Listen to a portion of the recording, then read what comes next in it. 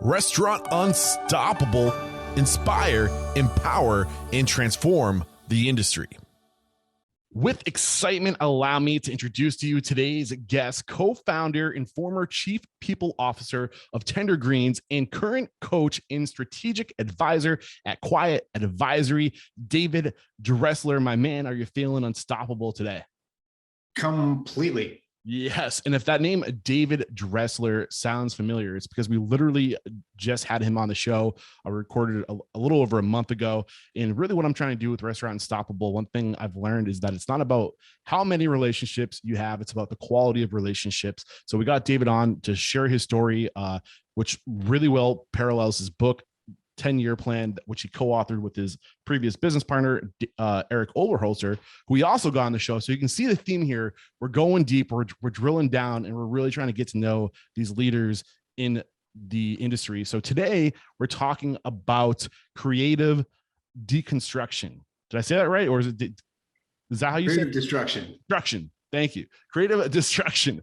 So why don't you just tell us, actually, before we get into that, I almost forgot.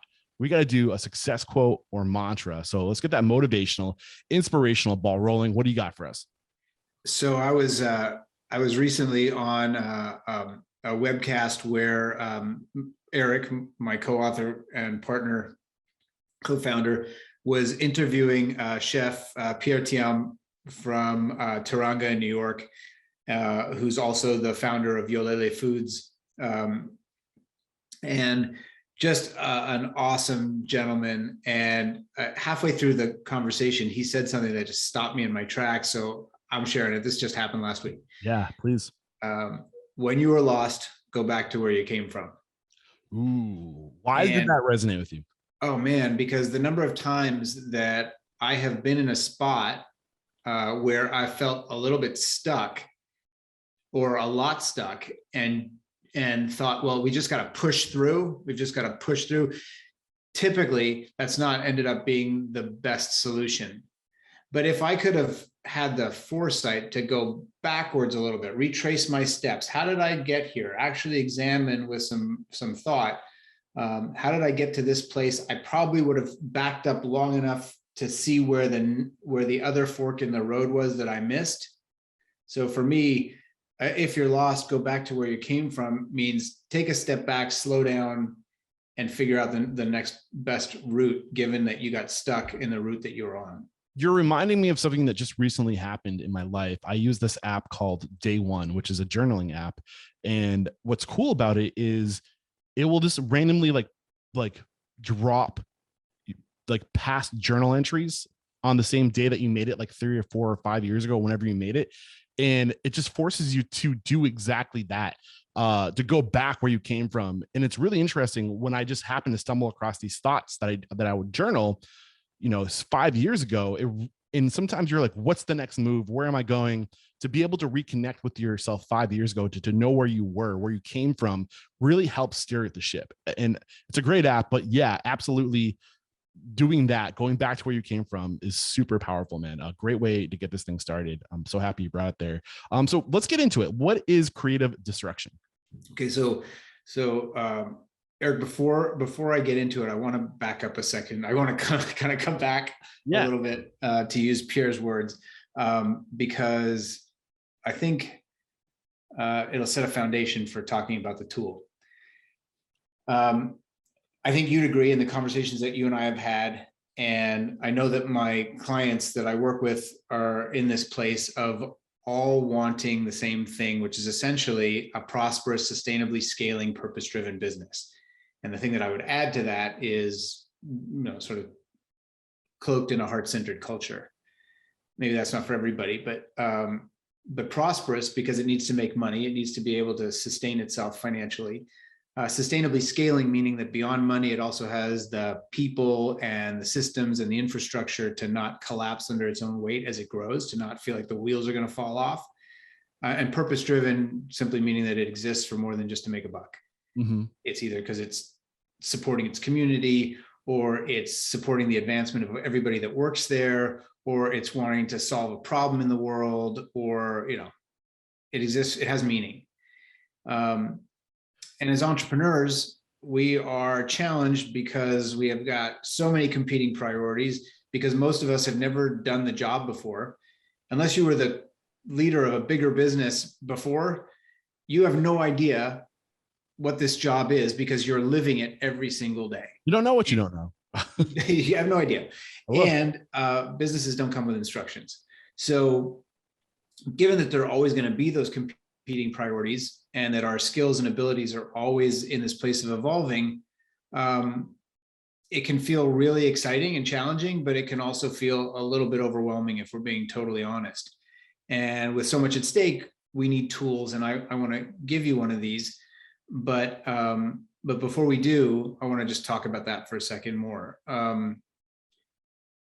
One of the tools that I love and believe in, and as you were kind enough to point out, I wrote a book called 10-Year Plan with my partner, and that's a story of how we built $100 million business, and it shares all the good stuff, the bad stuff, the ugly stuff, the mistakes that we made, the great things that we did, as a framework for a purpose-driven, meaningful, thoughtful way to build a business. And the first chapter is called "We Put a Pin in the Map." And the reason that it's called that is because we believe, I think it's fairly obvious, that a business is made up of three things: a starting point, where the journey begins; two, an end point, a desired destination; and three, a collection of values or objectives or intentions, how we're going to be while we're on this journey together, how we're going to do business. And creative destruction, this tool, is a great way to self-assess as a group whether on that journey you're heading in the right direction, whether everything is serving the mission. It's a little bit like driving to a place for the first time and winging it, or driving to a place for the first time using Waze. Personally, I've got an absolute crap sense of direction. And so more and more, the idea of driving anywhere without technology is terrifying to me. And I literally, after long road trips, I literally have like blue lines in my dreams of just like, because I just stare at a GPS all the time. And it makes life so much easier. I know what you're saying, but I'm curious. Can we go back and talk a little bit more? Unless, did you close your thought? Because I don't want to cut you short. Well, I'll close my thought and I'll come back to you, which is simply this: that I may be making it worse by becoming dependent on that technology, but I've got other strengths, and I'm okay with that. And Waze helps me assess whether I'm heading in the right direction. It alerts me to possible delays and hazards in the road, and it provides me with options. It gives me options if the road that I'm on is not working out the way that I hoped it would. And that's what this creative destruction tool is, that I'll get into soon. Got it. So before we get into creative destruction, you talked a lot about just purpose-driven organizations. This is something that I've talked a lot about recently, with just in conversation. What is the significance of a purpose-driven organization? Okay, so there's a lot of significance to it, but as I said, the idea that a business exists for more than just a profit, that it exists to make an impact on people or on community, that it demonstrates the way that it does business with a great deal of care for the outcomes. I want to create win-win outcomes for everybody involved, not just the shareholders making the return, though that's very important, but also the employees having a sense of fulfillment and advancement and learning and growing, and that the customers are having a sense of connection to the brand where they feel like it's something that's important in their lives, and the community around us that is fueling our growth is feeling connected and excited that we're taking an active role in being good neighbors to our community. It doesn't necessarily have to be some sort of faith-based thing, though it could be. That's just one of many different avenues that a business might take in order to be purpose-driven. It It could just be a For change me, you want to see in the world, like what. yeah, exactly right. You want to do something. Yeah. You said for me, I cut you short. Keep going. No, you're good. I mean, even if, not even if, but if my goal was to put a restaurant in a food desert, I'm doing that because there's a need, and also because I want to elevate the level of nutrition or of deliciousness in that community. I want to provide something that people don't have there that they should have. If I want to solve a problem that's wasting people's time, that's making it harder for families, and I have a solution to that, then that's a purpose. That's a purpose beyond making a buck. If I get filthy rich as a result of it, wonderful. Yeah. If I can provide more opportunities, better wages, anything as a result of the financial impact, the positive financial impact of the business, that's great. But that wasn't where I started. Yeah. And I think people, it's weird. Like, and I honestly, I can admit that at a point when I first got started, I was a little naive to this. And I always thought like the goal shouldn't be to make money. Like I almost like adverse money, right? When I was first like really trying to explore what does it mean to be successful in the restaurant industry. But the more I spoke to people, the more I realized that fiscal responsibility should be a core value, because you need cash flow to help people, to create opportunities. And the more money you make, the more opportunities you can create for other people. And I think it's really important to recognize that and not to think money's evil. What you're describing to us is conscious capitalism. It's not just going to, like you say, serve your stakeholders, even though that is a part of it. It's something else. How can we use this business to create change, to influence, to educate, to make the world a better place? And that's why I really want to get into this and pull back some more layers and purpose-driven organizations, because I think that what we're discussing right now is what will, when I say Restaurant Unstoppable has the ability, or just our mission, the restaurant industry has the ability to transform the world. It's educating people and using our businesses to literally transform people. And if we transform people, we can transform the world. Sorry, there's a little bit of a rant, but it's important stuff. No, it's beautiful that that's your platform, that you want to create help thoughtful leaders grow their businesses so that they can make greater impact in the world. And food is one of those places. Yeah. Feeding bellies, feeding souls. Food is the ultimate connection. Nourishment.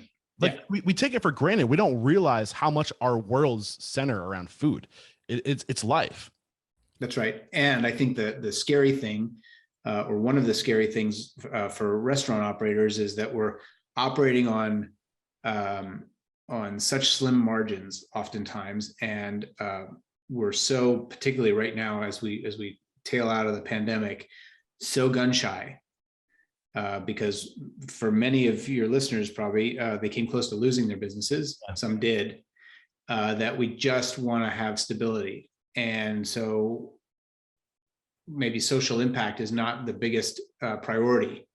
But as companies get on the footing of prosperity, meaning that they're making money, because that's number one. It's just like Maslow's hierarchy of needs. You got to clothe and house yourself first, right? But after that, close in there is this idea that we should make an impact. We should make a difference. Yep. I love it. So before we move on to creative destruction, what was Tender Greens, or what is Tender Greens' purpose? What was this underlying thing for you guys? Give us an example. Yeah. So at the time, back in 2003, 2004, when we started talking about creating a business, there were two ways to eat, right? Maybe three. There was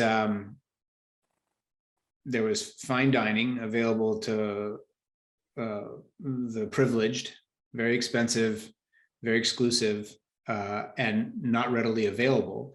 And then there was cafes, family restaurants, all the way down to fast food, in diminishing health and in diminishing expense. There wasn't really a lot in the middle. And we saw that, one as blue water, but also a need for people to be able to have the kind of food that we were used to cooking and serving in our careers in fine dining, but at a fraction of the cost, so that more people could be exposed to the very, very best produce, the very, very best meat, simple seasonings, seasonality, teaching people to eat. And I'll come back to that in a second. So Tender Greens was created. We created Tender Greens to be that kind of a food offering, very best ingredients, simply prepared, cooked right in front of you, as fresh can be, at the time a $10 price point. Yeah. So while we were more expensive than fast food, more expensive than some casual dining, we were less expensive than a lot of places. And we became, every neighborhood where we opened, the lunch cafeteria for them. And people were experiencing food that they never experienced before. They were watching it being cooked behind a glass right in front of them as they were waiting in line. And they had the value proposition of food that they couldn't make at home unless they went to the farmer's market and actually had the time and the skill to do it, at a price that was costing them less than it would have been to go shopping. So that's what we did. And we grew it to 30 restaurants, 100 million in revenue, 1,500 people, and a purpose-driven culture based in love and compassion, and tremendous discipline that I'm really proud to say that I had a hand in creating. Yeah, it was, I mean, we get into detail, or I shouldn't say you get into detail, 10-year plan, where you really break down the why behind the business and and what the strategy was. And it's powerful stuff. But again, we're here to talk about creative destruction. Thank you for going down that little rabbit hole for me. I appreciate you. Let's get into it. You kind of gave us the aerial view, or actually, did you just set us up for creative destruction? You really haven't told us what creative destruction is yet, or you? Yeah. This is like the interview of rabbit holes, because I'm about to take us on another one. Go for it. All right. So I want to have like a little out of body experience with you. Please. I want us to like rise up to about 30,000 feet and look down on our businesses. And this is the way that I look at the businesses that I help. It's the framework that we use to build our business that we talk about in the book. But I want you to imagine your business, each of us. It starts with our values. It starts with, what was important to us at the time that we created our business? What do we believe in? What were our non-negotiables, our core beliefs? Excellent service, inclusiveness, community, prosperity, opportunity. What are the things that were important to us that got us into business in the beginning? And they are the foundations of the culture that we create. And Eric, my definition of culture is intention supported by action. You have pure intentions, and if you support those pure intentions with action, that's your culture. If you have great intentions, but you don't actually back up those intentions, they're just words, and then that becomes your culture. Yeah. And I love that element of action, because it's like culture is what's happening right now. Yeah. It's not what you say you want to be, it's what you do, the actions you take every day. That is the reality of your culture. That's right.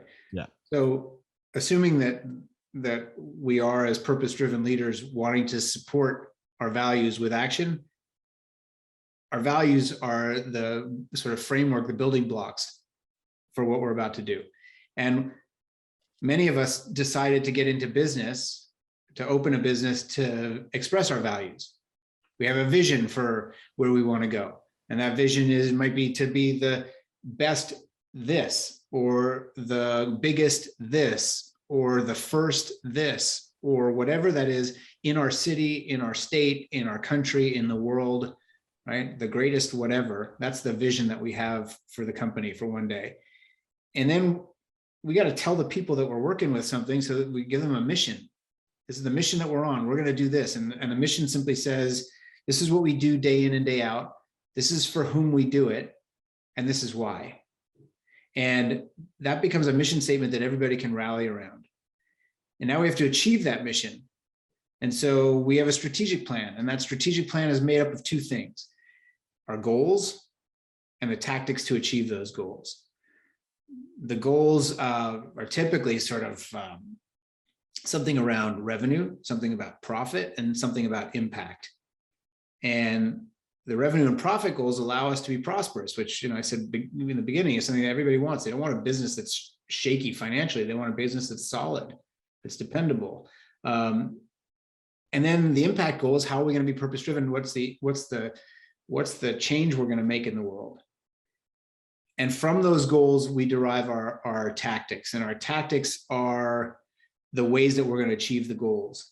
And for all of us who are small businesses, we know that we wear multiple hats, right? So one day we're wearing our marketing hat, our ops hat, our finance hat, our HR hat. We wear those hats because that's the way we have to do it. And whether we have somebody actually doing the job or whether it's us, there are still tactics that need to be achieved every year in order to make the goals happen. So another way of looking at it is people, product, profit, place, and promotion, the 5 Ps, right? What are the tactics that we're going to achieve in those 5 areas in order to make things happen? And we build systems around those things. And so those goals and tactics are our strategic plan, and they're backed up by who's going to do it, by when is it going to get done, and what are the metrics to let us know whether we're heading in the right direction.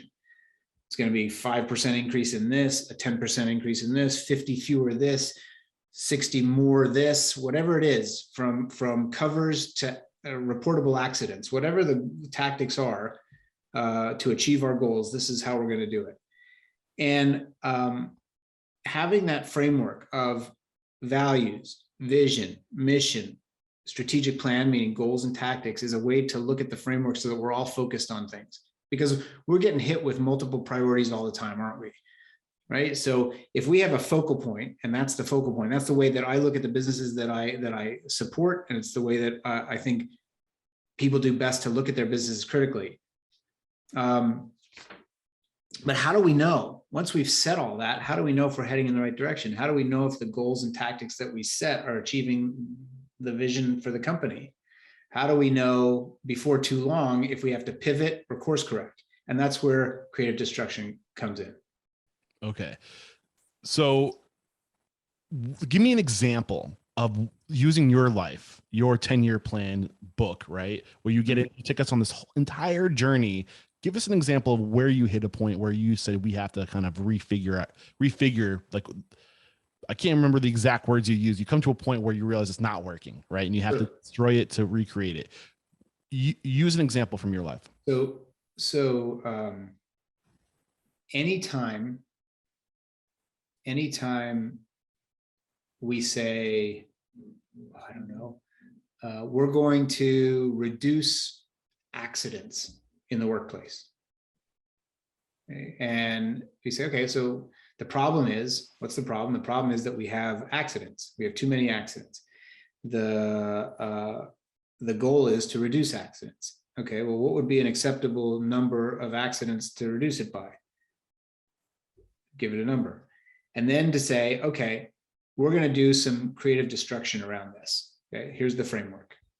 We're going to do some creative destruction to figure out how we're going to reduce accidents in the workplace, because accidents in the workplace cost a lot of money. They result in lawsuits. They take people out of their livelihood. They create strain on the workplace. They affect morale. Okay, so here's how it would work. And I want to tell you that creative destruction is a way for everybody in the organization to play a role in figuring out the course correction that's needed. I think I said this when we talked last. If you want to design a better broom, talk to the person that sweeps the floor. Yeah. And so this is that kind of a thing where we get people from all levels of the organization involved, so that we get all kinds of different perspectives to work out the problems of the organization. The mindset here is about being shameless and blameless. You put a bunch of people in a room together, there are egos there, there's pride, there's the owners who feel a certain way about their organization, and then there's the people who work in the organization, get the job done, who have opinions about things, about how things are running, and they have ideas about how to make things better. So the mindset of shameless and blameless allows everybody to go into that room and say, hey, first of all, whether you're the boss in this room or you're not the boss in this room, you have permission, total permission to speak, and the support of leadership to say, hey, speak your mind. That's one. And two, if you're on the receiving end of some criticism today, don't worry about it. It's okay. We're not blaming, we're not shaming. We're just trying to make it better. We're looking for some low-hanging fruit here that we can fix to make things better. And so we look at our company, we look at our business through those 5 Ps: people, product, profit, place, promotion, or however we want to look at it. We say, okay, our goal is to reduce accidents. What's working? First question we ask, what's working? And everybody gets to weigh in on what's working. And why do we start with what's working when we're trying to solve a problem? Because starting with what's working allows everybody to be in the place of appreciation, of gratitude. Yeah. We're not, go ahead. No, I mean, I just need to give a good friend a plug. Listening to you talk about this idea of how important it is to open up the dialogue into like the line, start with the end in mind. When you start meetings like this, you have to say, this is why we're here. This is our intention. I want you to know we're not here to blame anybody. We're not here, like, we're here to learn and to figure out what's best for all of us. We all have the same vision. We all have the same mission. We're all going to the same place. We will get there faster if we do it together, right? And the plug is Tom Walter, Entangled Organization. I don't know if you know that expression or Tom Walter. It's My Company Too is his book. Past guest in the show, and what you just described is what he calls an entangled organization, where no matter where you fall on the hierarchy, because the vision, the mission, the core values, everything that you described earlier is so well described and shared and echoed that everybody knows, and then they empower people continuously to say, call me out if I'm not doing this.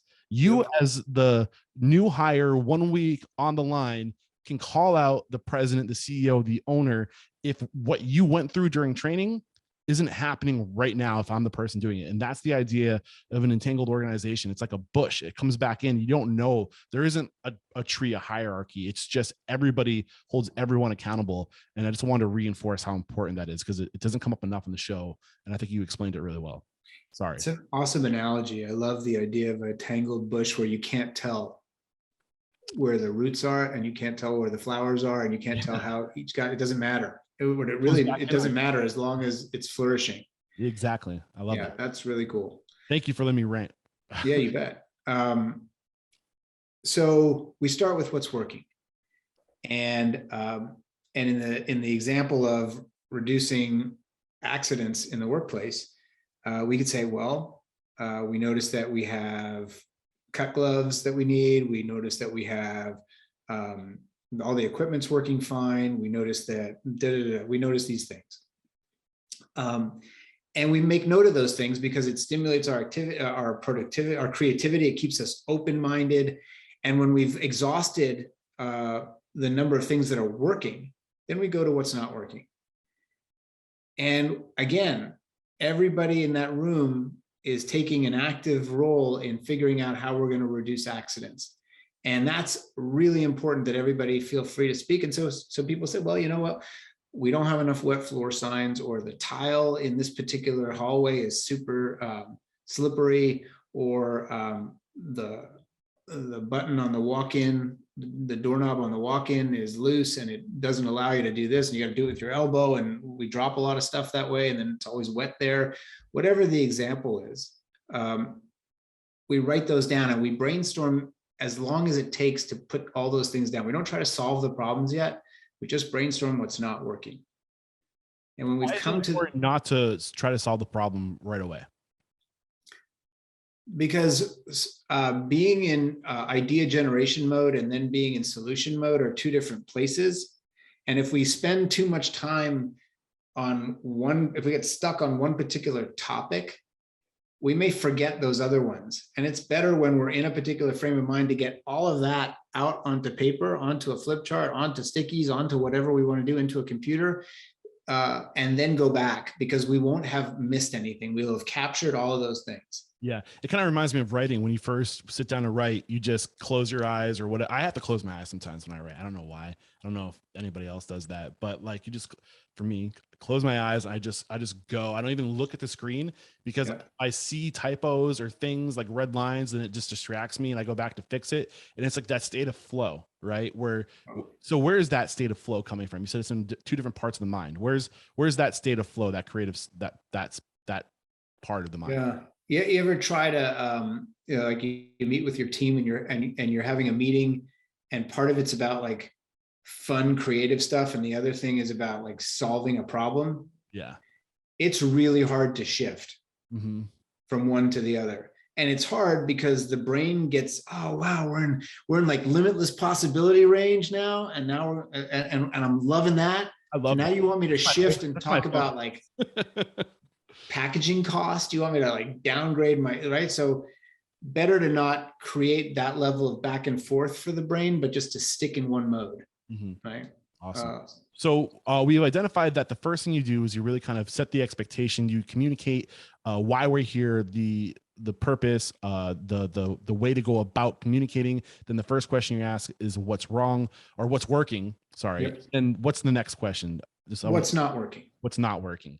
And just let it flow is kind of the important stuff that we've let it, or that we've covered to this point. So take it from there. Yeah. So now it starts to, we've got this idea list of things that are contributing to the problem that we've identified that we're trying to solve. And now that we've got a whole bunch of different opportunities to fix the problem, we can get serious on how that's going to look. And what that means is, okay, we need to order more wet floor signs. Okay, simple thing, right? By who, by when, and how will we know if it's better? And we go through that list and we say, okay, one of them may be very simple, like ordering more wet floor signs or getting the knob on the walk-in fixed. And others might be more complex, like we're actually missing something in our training book. Our training program is actually missing a piece on accidents that's contributing to this, like the use of cut gloves. Or, for example, we don't have a policy about cut gloves, or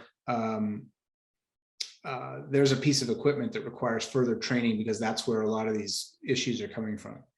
And so assigning that to somebody and say, okay, who's the best person in the room to solve this problem? Who's the one that can really do this? Or maybe it's two people. Maybe somebody really knows how to use the equipment, but somebody else really knows how to lay it out in training, to take the pictures, to put the right words on the sheet, to include it in the training manual, to roll it out to the restaurants so that the training can happen. Who's the right team to do it? By when should it be done realistically? And how will we know if it's better or worse? That creates the action. And we memorialize this. All of this stuff that's happening as a result of this exercise being written down. What's working, we write it down. What's not working, we write it down. How do we fix it? We write it down. And then we assign these responsibilities as part of our action list, right? These 5 things are going to be done in order to make this problem go away by a certain date.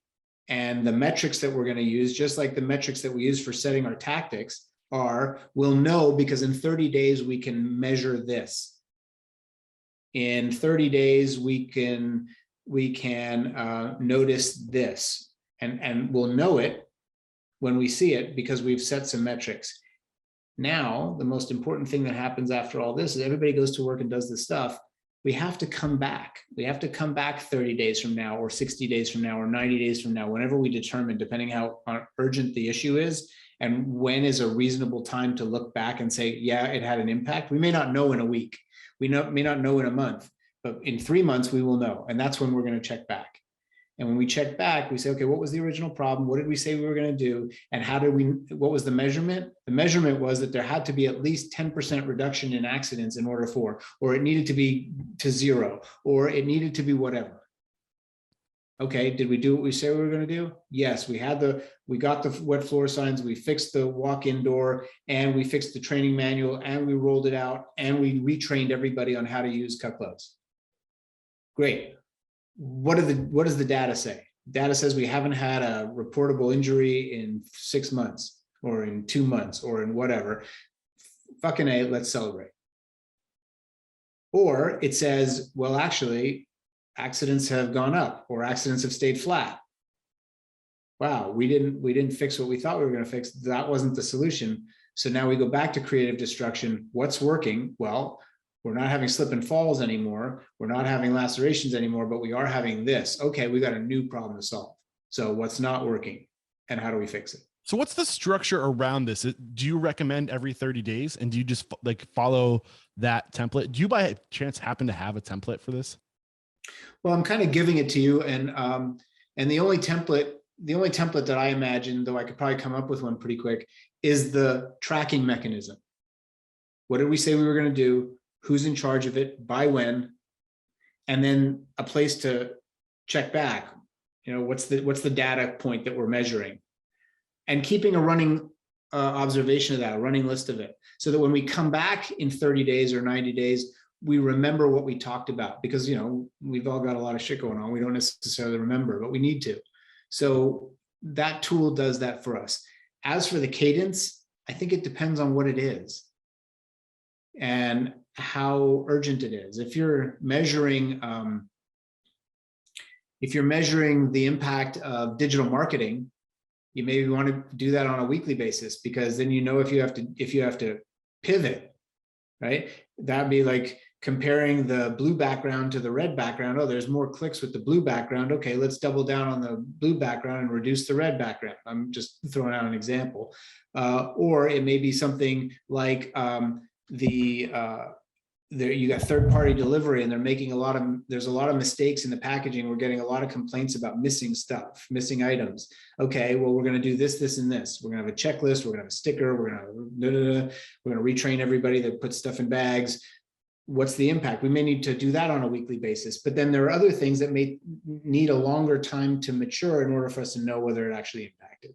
Yeah. So when you're having these meetings, do you recommend just kind of controlling the meeting, or once you've delegated a certain vertical to somebody, because you say who's the best person to handle this task, right? Do you just kind of go to that person and say, what have you found out? Like how would you recommend conducting a meeting like this? So let me say this. I think it's a really good idea as a general practice to have these meetings quarterly. It's really important to have the discipline. There are things that you may check sooner than quarterly, because you don't want to wait 3 months to know whether it's working or not. But to have these quarterly is important. And I think that if you're an organization where you're big enough to have people wearing the marketing hat, the finance hat, the HR hat, the real estate hat, whatever those hats are, if you have people, then those are the people that are in charge of their vertical, to answer your question directly. If you're a smaller organization, then it's a question of casting, right? Who's the person who is most likely going to be able to wear that hat because they wear multiple hats? Mm-hmm. How much do they already have on their plates to be able to do, but how directly connected to the outcome are they? You don't want somebody looking on a marketing initiative if they don't really have any gift for that. They're not going to do it well, and they're not going to be excited and passionate about it. Yeah. So it becomes a question of casting at a small organization. Ultimately, the person who's responsible for the outcome is not necessarily the one who's doing the work all by themselves. They have a team with them. Hey, buddy, our job is to make sure that we reduce accidents, and I need your help. And what I'd like you to do is this. And if you have any issues doing this, I'll help you. But here are my expectations of it. I'm not going to tell you how to do it, but I will tell you what we're looking for. I'll give them guardrails and then give them the empowerment and the ability to go off and do it the way that they feel that they can do it, given my guidelines. So it sounds like this is a perpetual, continuous thing. Like you're not just stopping. Like you don't just have the meeting once. There's follow up, and you keep on going, and you constantly improve. And when do you know it's time to stop? You never stop. You never stop. No, I mean you stop when it's not your business anymore. If we're not constantly throwing rocks at our brand in the nicest possible way, if we're not constantly looking and kicking the tires and making sure, then somebody is going to do something amazing that we're not doing. And what it shows our organization, I think this is the point of, it sort of ties it back to purpose-driven enterprise, Eric, is that when you have 6 people or 10 people in a room solving the problems and opportunities of the company, there's a tremendous amount of goodwill that's being exercised. Young workers today want to feel like their voice matters, like their opinion matters, like they can contribute. Managers want to feel like they can contribute. And when leadership is in the room with those people and you're hearing the culture coming from the founder himself or herself, you're hearing people say, wow, that's an amazing idea. You've been here for 3 weeks and you came up with that idea. You're awesome. You're going places. And managers are feeling empowered to solve problems that they know exist, but they need resources. They need the okay. They need permission. They need whatever they need in order to solve problems. There's a tremendous amount of buy-in. The worst thing that can happen is that the meeting ends and then nothing changes. Yeah. So you're giving people an opportunity to be seen is what I'm hearing. Yeah, to be seen, to be heard, to be appreciated, to be valued, and then to contribute. And that's what, and then for there to be some level of celebration for what's happened. Thank you. You really solved a huge problem for us. And if the end result is, hey, in order to fix this properly, it's going to cost money that we don't have right now, or it's too time consuming, or it's not a great enough priority, then we should tell people. We should say, hey, those great ideas that came out, we're going to do that. But if we do it right now, it's going to have this negative impact and we don't want to do that. So we're going to live with this problem for a little bit longer, but come July, this will be fixed. Yeah. And this is what we're going to do. Right. So that everybody knows that what came out of that meeting might not be everything that we wanted to do, but most of what we wanted to do. And there's a plan for the rest, or there's a definitive no, because we had time to think about it some more. And we know that this isn't the right direction. So let's come back to the table and come up with some new ideas. Yeah. So so it sounds like you're constantly, like you said, it never ends. You're constantly throwing rocks at the greater, bigger picture. Where can we improve? What's better? But what about one vertical? Is it when you hit the goal? Because you said early on that you want to set goals, right? For this process, like here's where we are, here's where we want to be. Does one project ever come to an end? Sure.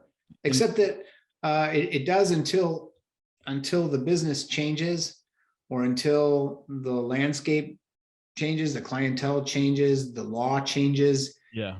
Right. So it doesn't make any sense anymore. Yeah, you're good until you're not good anymore. And I guess the point is that then you bring it to the creative destruction session. Maybe it's not that it's immediately a problem, but you know that next year when the law changes, there's going to be an issue. I mean, we see this in human resources and people functioning all the time with different labor laws as they come up or as they evolve, that the system that got us here is not compliant anymore.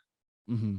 Right. And therefore the system needs to be modified. The use of creative destruction and system management, making sure that systems fit, that they work, that they're compliant. That involves everybody in the room, right? Because finance knows things that ops doesn't know. HR knows things that nobody knows. And if everybody's in the room, they say, okay, well, if you do the system that way, step 1's great, step 2's great, step 3's great, step 4 and 5 should switch, because if you did step 5 before step 4, that would be way more efficient, and HR would get what it needs in order to be compliant. And so we rethink it, but we have all the players at the table who can make the right informed contribution to solving the problem the best way. Some of the questions I have before we say goodbye today, where do you see creative destruction come up most often? Like, what are the different verticals within business? Kind of just taking a few steps back, big picture. What are the triggers in the life cycle or the events of a restaurateur that would say now's a good time to implement creative destruction? One that comes to my mind, I'll start because I have one locked and loaded, is if you're moving into a new organization as a director of operations, or if you're a new hire at an executive level and you have to go in. I love this process. You're shaking your head. Why do you agree? Well, one, because it's a great way for the new director of operations to get a real tactical look at the organization. It's a great way for the team to connect with the director of operations. And if the director of operations goes in with the shameless, blameless idea, that's why I love it. It's super connective, right? It's instant for him to build team. Yeah. And I think the other obvious one that comes to my mind is if you're purchasing a business, say somebody is trying to get out, they're done, they're burnt out, and you're acquiring that asset. A lot of the times that asset comes with the team. That's part of the asset. and you're going in and there's a lot of destruction that needs to happen because there's a reason why that person's probably burnt out, right? So you're going in there, and you don't want to go in pissing off your team, especially right now, because good luck rehiring everybody. You want to work with what you got. So that approach of just being like, this isn't me, this is us. You're just as much as this process as I am. Well, what can we do better? And from day one, making them a part of that process, I think it's just such a great way to just kind of, I hate the word destroy, but yeah, to break down, to deconstruct, to break that. It's such a positive way. What's going through your mind? Totally agree with you on those points, and also on a more micro level, opening a restaurant. Yeah. You're just opening your third restaurant.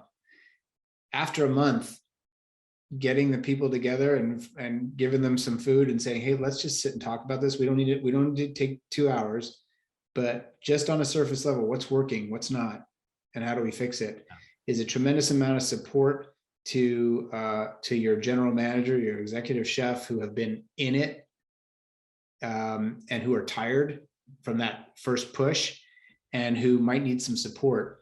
And it's a great way to have that conversation in a shameless, blameless way that gets them the support that they need. So that's another time when it's important.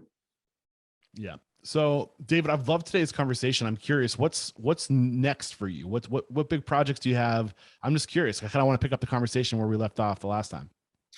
I am just, I'm loving what I'm doing. I've got so many great companies, both on the advisory side and founders on the coaching side, who are working through this exact thing, right? Coming up with their 10-year plan, looking at their values, looking at competency development so that they can grow their teams, coming up with new systems to stay ahead of growth. And as somebody who speaks this language and who actually built a pretty substantial business, I love supporting them because I had that support. I had people to see around the corners for me, and it's really, really fun being of service in that way. The other thing is that I'm developing a 12-month hybrid coaching program for businesses that are in growth mode, that are beyond seed capital rounds. It's a 12-month program that provides part like leadership college, boot camp, mastermind, bite-size information with usable templates that you can walk away with and use, and a supportive community of like-minded, purpose-driven entrepreneurs to hold you accountable and to get support from. So that's getting ready to launch. And if there's anybody who is listening to this and who feels like, wow, the stuff that he's talking about, the stuff that Eric and Dave just talked about would be welcome for me, I think this could be really useful tools for me, I want to be that person for you. So get in touch. Yeah. Where's this going to live? Where's all this material going to live and this community going to live? It'll live online. It'll be comprised of a portal with video or live presentations and the templates in it, and then weekly calls with the community, and an online community so that people can participate in real time between weekly calls. Have you secured a domain yet? I'm not ready for that yet, though. I mean, yes, I've secured a domain name for sure. Not and it'll come off of 10-year plan because it's the 10-year plan accelerator. Got it. Awesome. I mean, just listening to or just being a part of today's conversation, listening to you talk, it really hit a vein with me because I'm actually at this point of growth right now. Restaurant Unstoppable. I've kind of reached this point where if you're not growing, you're dying, they say. And, I feel like I'm right there where like the next big change. Actually, you were nice enough to block out time for me to help coach me in the new direction of scaling Restaurant Unstoppable and what that looks like. And it was super helpful. And, I would be interested in recording something like that. Like, I think we have to did we record that? I think we may have, but if you ever want to do something like that again, live, I'm down, man. Cause I love talking to you. You're really great at helping steer the ship, dude, for sure. I am always down to hang out with you. So if there's any way that I can be supportive and it helps the audiences, I'm excited. If you want to check out the book, 10yearplan.co, you can learn more about the book and you can pick up a copy. And quietadvisory.com is my website, and that's a great way to get on my calendar if you want to talk through something, or to email me. So I've asked all my questions. This is a live. Actually, I'm gonna wrap it and we'll go off air for the Q&A. So that's it for today. David, thank you so much for taking the time to talk to us, to share your knowledge, to go deep into creative destruction. I have a feeling this will not be the last time we talk. There is no questioning, my man, you are unstoppable. Right on. Thank you.